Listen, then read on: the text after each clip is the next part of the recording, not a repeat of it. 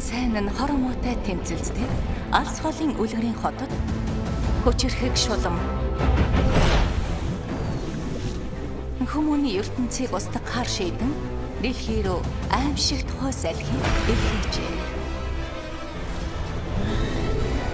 Гэрлийн шидэт хүч шуургыг зогсоосон ч бяцхан охин Эли болон түүний дөрвөн хүлт найз Таташка салхин туугдан эд шидийн улсад иржээ. Ингэж чи хувь заяаны төөргөөр манай улсад ирсэн. Янзын байршил байна да.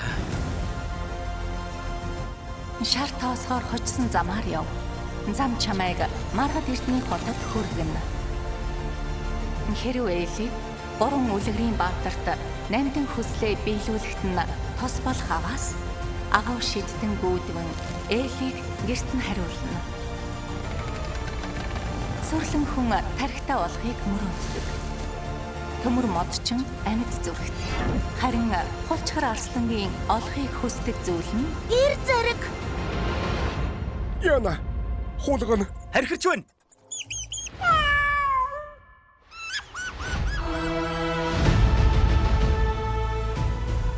Энэ бол та нарын хамтын адал явдал.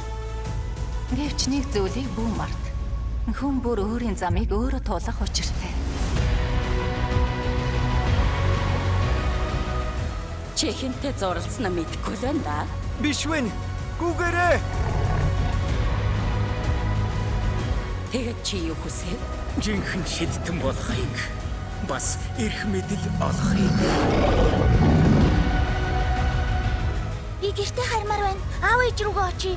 Хэрвээ хэн нэгэн аюулд орсон бол туслах хэрэгтэй шүү дээ.